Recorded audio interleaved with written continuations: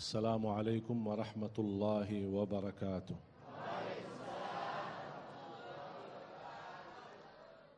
الحمد لله رب العالمين.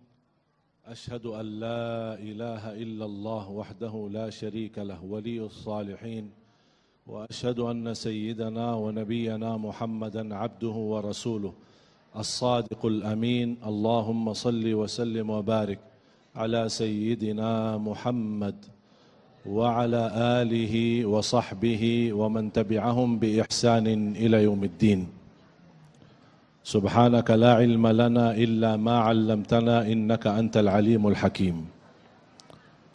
Para kiai, para asatiz, para habaib yang saya cintai, para alim ulama, kaum muslimin, muslimat, mukminin, mukminat, dimanapun anda berada, semoga senantiasa dimuliakan dan diberkahi Allah Subhanahu wa Ta'ala.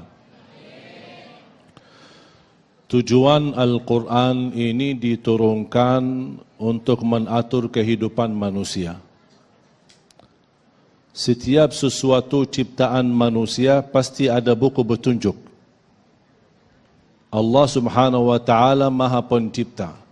Menciptakan manusia tidak mungkin menciptakan sia-sia tanpa petunjuk. Dan petunjuk bukan asal bicara, tapi diberikan pimpinannya, arahannya, bagaimana kita bisa memahami dan bisa mengamalkan. Makanya disambil ada turunnya kitab Al-Quran, Allah Subhanahu wa Ta'ala utuskan Nabi.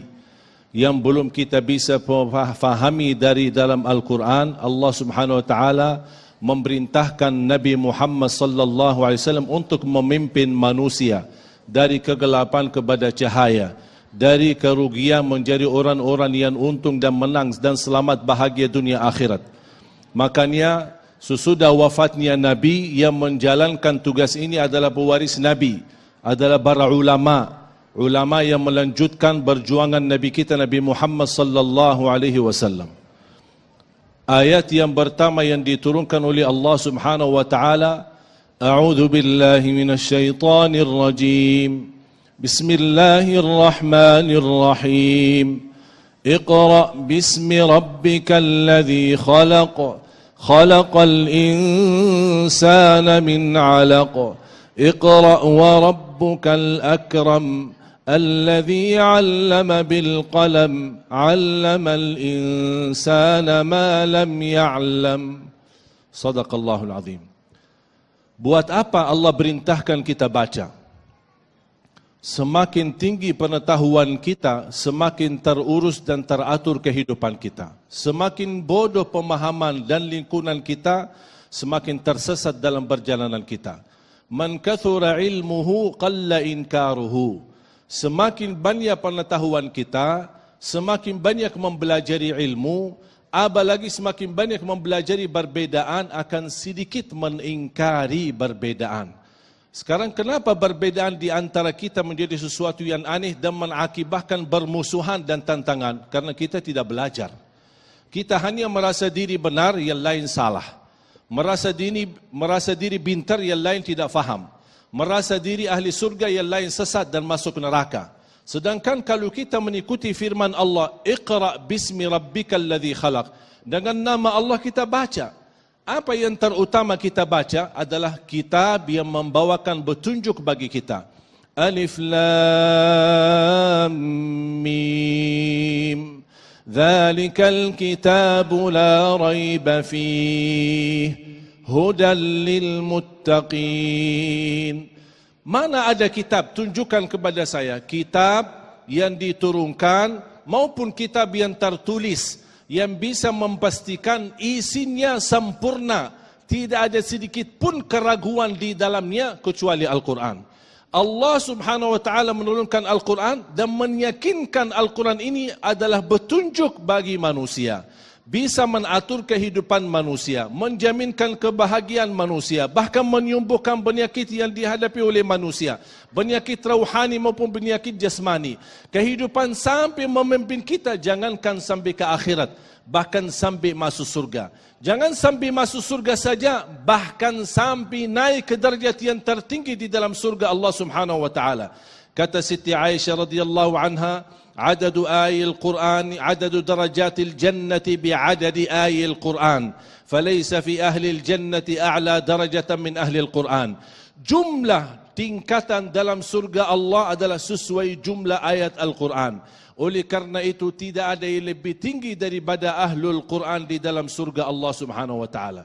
Betapa banyak berhubungan kita sama Al-Quran akan menjadi sebab kenaikan darjat kita di sisi Allah di hari kiamat, apalagi di dalam surga. Orang yang suka tertilkan Al-Quran di dunia, berarti dia senantiasa selalu bersama Al-Quran. Tak mungkin orang yang selalu bersama Al-Quran, menghabiskan waktu sama Al-Quran, pagi, siang, sore, bahkan sampai malam, habis salatnya baca Al-Quran, sebelum salatnya baca Al-Quran, saat mau tidur ada zikirnya baca Quran, dan banyak aktivitas kita selalu bersama Al-Quran. Tidak mungkin orang itu tersesat. Pasti akan disertai petunjuk oleh Allah Subhanahu wa taala. Dan ini yang kita butuhkan, bahkan kita setiap hari dalam salat kita baca minimal 17 kali ihdinas siratal mustaqim. Apa yang kita harap petunjuk? Membangun berhadapan, membangun rumah tangga, membangun usaha yang halal, membangun usaha yang berkah, mendidik anak kita, menanamkan kesalihan kepada anak kita, membangun akidah dan akhlak yang mulia. Ini semuanya sudah diaturkan oleh Al-Quran. Masalah rumah tangga ada banyak cerita dalam Al-Quran. Soal ibadah ada banyak cerita sama Al-Quran. Soal ikhlas ada banyak arahan dari Al-Quran. Qul inna salati wa nusuki wa mahyaya wa mamati lillahi rabbil alamin. Semuanya karena Allah. Memang Al-Quran dari Allah, dan Allah yang menciptakan kita, Allah yang mengaturkan kehidupan kita, dan Allah memberi yang terbaik untuk kita. Tinggal kita mau enggak mengikuti aturan Allah, mau enggak kita mengikuti sistem Allah, mau enggak kita menjadi orang yang benar-benar sami'na wa ata'na. Jangan menjadi orang sami'na kalau cocok, tidak ata'na kalau tidak cocok, tidak sesuai hawa nafsu kita. Allah menciptakan kita, Allah Maha tahu mana yang terbaik untuk kita. Tidak mungkin Al-Quran bertentangan dengan kehidupan manusia. Justru menyampurnakan kehidupan manusia agar menjadi lebih baik. Lebih baik di dunia, lebih baik di akhirat, lebih baik secara lahir dan lebih baik secara batin. Dan dimanapun dia berada, selalu membawakan Al-Quran. Cukup apa kata Siti Aisyah radhiyallahu anha ketika ditanya, tolong singkatkan cerita sederhana bagaimana akhlak Nabi Muhammad sallallahu alaihi wasallam. Kalau dia mau bahas akhlak Nabi Muhammad butuh waktu yang panjang dan perkataan yang banyak, tapi dia orang yang faham bahasa dan luas ilmunya Siti Aisyah radhiyallahu anha, dan dia bisa memberikan jawaban yang tepat dan singkat. Kalau mau tahu akhlak Rasulullah, akhlak Nabi Muhammad adalah akhlakul Quran.